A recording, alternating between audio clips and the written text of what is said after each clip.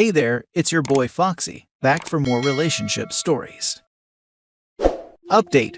My sister ended herself and I'm not sad about it, and husband won't stop begging for forgiveness. Original post.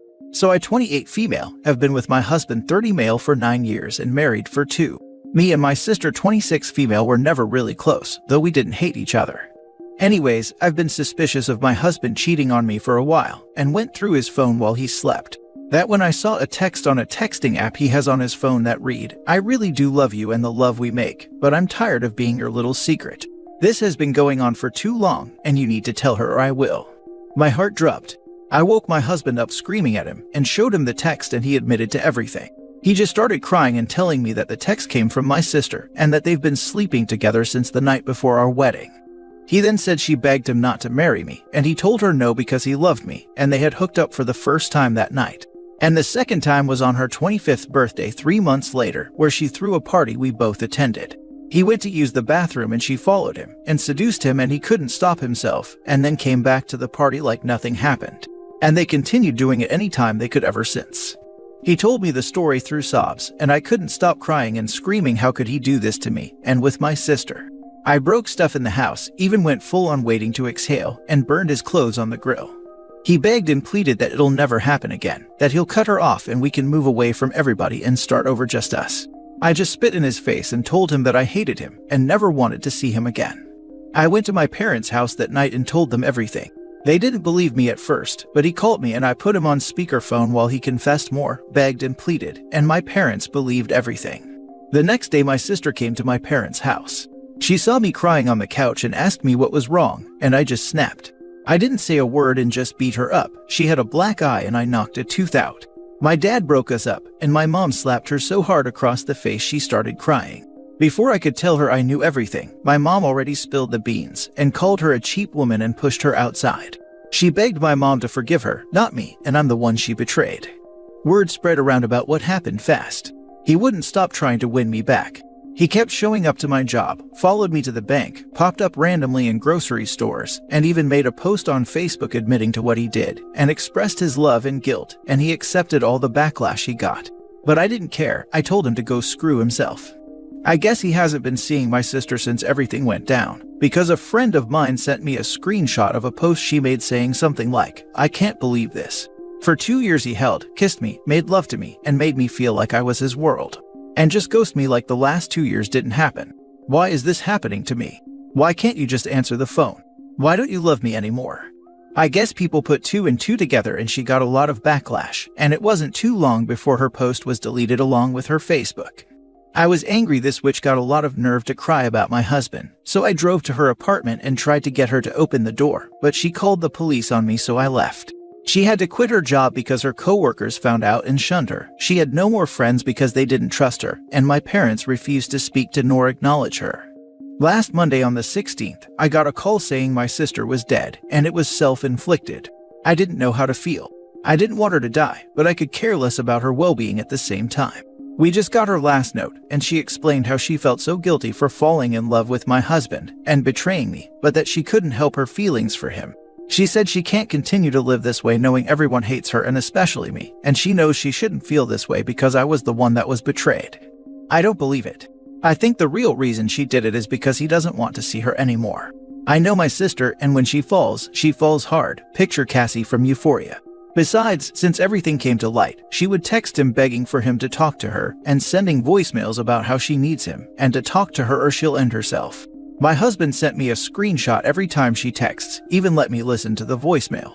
I don't plan on going to her funeral, and I don't plan on letting my parents hear that voice message because they're already in a huge wreck. They won't bother me about not going, and they understand why. They will be paying for all the funeral arrangements. As for my husband, I still love him so deeply, but I hate him at the same time. Part of me wants to try to work it out just to spite that dead witch, and the other part has morals. I can't picture my life without him, but every time I see him, I picture him with her, and I refuse to live the rest of my life torturing myself like that. Just needed to get this off my chest since she just died, so I can't really talk to anybody in the real world like this. Now for the top advice before reading the update. Sweet Jesus, this is a lot. Yes, move. Get a new start. I feel a lot of blame needs to go in the direction of your husband. Such betrayal on his part too. Keep strong and keep talking with family and friends. Something like this can be very difficult to process, even if at first you don't feel much, can be the shock of it all. I had a best friend do this and found counseling helped a lot. A lot to unpack in this situation, so highly recommend a professional to help you process it all and move on. Time helps a lot too, as hard as that is. He went to use the bathroom and she followed him and seduced him and he couldn't stop himself. He could have stopped himself, but he didn't. It takes two to tango. Sure, OP blames her sister, but I hope she realizes that her husband shares just as much blame, and she doesn't do something stupid like taking him back and placing all the blame on her sister. He wasn't forced in that bathroom, or the night before his wedding. He willingly continued it for 2 years behind her back. With all the tragedy in this story, I'm most baffled by how people still write lengthy private messages and confessions on their Facebook wall like it was 2011. Seriously, and I barely use Facebook. I agree personal business is not for Facebook, and that humiliated me even more. It would be more humiliating if you got back with him. Wish you the best, OP. Find a good therapist and work through this crap before it works through you. And please, for the love of God, don't get back together with that tool. Being a cheater is a personality trait. Someone either does it or doesn't. There's no one-time thing with this. Man, OP, I can't even fathom being in that kind of situation. You've had an awful sister and have an awful husband. You have every right to move on from him, and if y'all don't have kids, this is a good opportunity to start fresh and create new peace in your life. Ultimately, it's up to you to decide how you proceed, but if I were in your shoes, I would block him out of your life.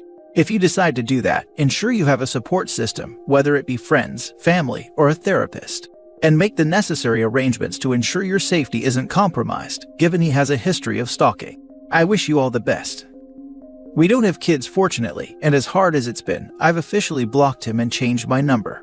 I'm thinking about going to Iowa just to get away from his stalking, and I do plan on divorcing him even though I'm dreading it. And now for the update. I'm going to answer some questions because people are being really nasty towards me or simply not comprehending what I wrote and how I wrote it. 1. Why aren't you angry with your husband? Why did he get off so easily? I am angry with him. I burned his clothes, I even spit in his face, and that is the most disrespectful thing you can do to a person. Was it wrong? Yes, but I did it. Plus, I'm 5 feet 7, 140 pounds to his 6 feet 3, 230 pounds. It is not physically possible for me to kick his butt the way I did my sister, who is the same height and weight as me. Also, he did receive a lot of backlashes, but he chose to accept the backlash he got and face it head on. Most of this backlash came from people that know and love me. A lot of his male friends didn't shun him, because I don't know, they're men I guess. His friends could care less that he slept with his wife's sister. I do still love him because love doesn't just go away after 9 years together because of a heartbreak, but I will be divorcing him. And the courts will rule in my favor because of all the evidence I have from the cheating. 2. You and your family have been mistreating your sister for years because you attacked her and your mom slapped her. This one really got to me. No, my parents were never abusive towards me or my sister. We never got a spanking of any sort growing up. My mother slapping my sister was the first time she has ever laid her hands on anyone. Was it wrong? Yes. But talking about my mother like she's the devil incarnate for one slap to the face for an unforgivable act is nowhere near as bad as what I did to her. Yes, I attacked her because, like I said in a comment, I reacted with a fit of rage. I saw red and only red, hence why I spit in my husband's face. It was wrong to attack her, and it certainly isn't my proudest moment. I'm not a violent person, but I did choose violence because I have never experienced a hurt or betrayal that severe in that exact moment, and I thought with my emotions, and not logic.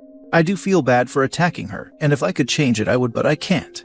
3. You drove your sister to ending herself by bullying her, and why did the community shun her but not your husband?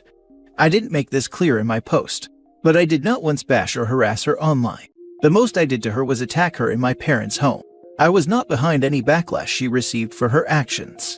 Did I try to stop the backlash? No, I didn't. I knew it was going on and didn't care to stop it nor defend her. I was not going to defend her for sleeping with my husband. I thought she should deal with the consequences of her actions. I guess the real reason for that, even I can admit, is because women are always the first to be shamed. If you sleep with your sister's husband, you're a cheap woman. If man sleeps with his wife's sister, then he's a cheating idiot. I hate double standards as much as the next person, but people will always act them whether we like it or not. And no, she never tried to text or reach out to me to explain why she did it nor apologize, which is a major reason I didn't believe the note. 4. You went to her apartment. What we're going to do if she opened the door? I know what I would not have done. I had no intentions on attacking her physically again. I did that already. But I did have questions. I wanted to know why, how long, what was he not telling me that she can? I asked all these questions on the outside of the door. But I don't blame her for not opening the door because I wasn't knocking softly, nor asking my questions in a very nice tone. Once again, I had no intention of attacking her again. And the reason I used a throwaway with a random avatar is because the same people that shunned her are the same people that believe she was truly sorry because ending herself proves it, so I can't vent to everyone in the real world. Yes, my sister is gone. No, the grief didn't hit me yet. My husband isn't the only one that broke my heart and trust. My sister did too. She wasn't some random woman that didn't know he was a married man. She was my blood sibling that attended our wedding, slept with him the day before my wedding, and continued to do so. Call me evil all you want, but I don't believe she was sorry for what she did to me. I think she was sorry for not just getting caught, but the consequences that came with it. Because if I never went through his phone, I never would have saw that text, and never would have known. And this could have gone on with them for another 2+ years without me knowing a thing. She would still be alive, yes, but screwing my husband while waiting to have him all to herself. Also, I did type something really harsh, not going to retype it, but I do still love my sister, just as I still love my husband. But I won't be forgiving him for what he did to my family, and I'm not sure how anybody honestly got from my lack of grief that I was celebrating my sister's death. No, I am not glad she died, but I am not sad. That grief will hit sooner or later, I don't know when, but it will. And I made the decision to attend her funeral tomorrow. I'm not going with intentions to ruin everything or have a full-blown tantrum. People read a few sentences and think they know what type of person I am. Just my opinion, but I hate when people say someone is clearly sorry after doing something like that over and over again. If someone is willing to do something over and over knowing it is bad and exactly what they are doing, they really were not sorry to me. She's been doing this for what, like 2 years? She never felt bad about it, and if she did feel bad, it wasn't enough to stop herself. People like that only care when they're caught and can't handle the repercussions, or else they would have stopped after the first few times. I can see her getting caught up in the thrill and not thinking about it, but after doing it and then facing you at a party, she definitely had time to understand her actions and why they were wrong well before she was caught. Being sorry doesn't undo doing it with OP's husband. Also, being sorry is the bare minimum in this case. I thought OP's reaction was relatively measured, considering the severity of the betrayal. Once she got her emotions under control, she was perfectly reasonable in her actions, in my opinion. People rush to make saints out of the dead. My dad shot himself, partially due to our relationship falling apart. But it is not my fault, it never will be. I'm really curious as to how your scumbag husband has took her death. I don't know, haven't spoken to him since I found out she was gone. You don't have to explain yourself to anybody, you did nothing wrong. Divorce him and go to therapy, it will be a long and hard road, but you got this. I think most emphatic people will understand why you reacted the way you did. When you provoke, betray, hurt someone to that degree, don't come in with some bull about how someone should behave. I saw that one comment to you, and it seemed that person wanted to brag about themselves and their family. I don't know what that person is going through to make them attack you to big themselves up, but it's very transparent. Wishing you all the best moving forward. Forget about how you reacted in the past. Temporary insanity is a thing. I think most people may very well react the way you did, if not worse. Last story. So my 40 female best friend from high school, 40 female, got my husband 41 male, drunk and high, then slept with him, while her husband 40 male watched. I think it started around 2016 that they had their drunken group activity, but after that, my best friend started blackmailing my husband into just hooking up with her, saying she would tell me and ruin his life at home, or that she could get him fired from his job. He kept trying to cut things off with them, block their number, but then they would call him and threaten him from other people's phones.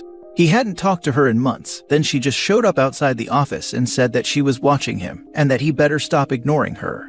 He came home distraught and decided to tell me everything, because he feels he can't get away from the mess he made. The situation totally explained why over the past few years, his paranoia, anxiety, depression, and problem drinking have greatly increased, causing problems in our marriage. The whole time she was telling him I was cheating on him too. I have never, but he would accuse me of stuff. Only after he told me about sleeping with my former best friend did he realize they had been basically brainwashing him. I am actually not mad at my husband. It happened when we were briefly separated, and he has a history of being used and makes bad decisions when he drinks, and she has a history of sleeping with married men. I knew she was a snake, I just never thought she would bite me. I am needing advice on what to do. Do I go to the police and make an incident report, or go ahead with a restraining order? I know she has pictures too. My husband is a teacher and afraid that she will send them to his school and get him fired. Now for the top advice. Police. That is blackmailing and more horrible crime. Gather as much evidence as you can. Also get a restraining order. I agree, unfortunately my husband had deleted their messages until last November, so I don't have much from his side. I guess we will go to the police department this afternoon. I would speak to a lawyer first. His employment is tangled up in this. I would make sure you both understand what the potential consequences will be for reporting this to the police. Please understand, your husband has been grievously violated and used by these people. However, they can still seriously harm him. Make sure you have your legal ducks in a row before you start the ball rolling with the police. A chat with the police wouldn't hurt. You might try to get in front of this with the school too, unless you live in some kind of crazy town. He is a new teacher, and he is really scared to make any waves. I don't know who he is going to bring it up, but he needs to.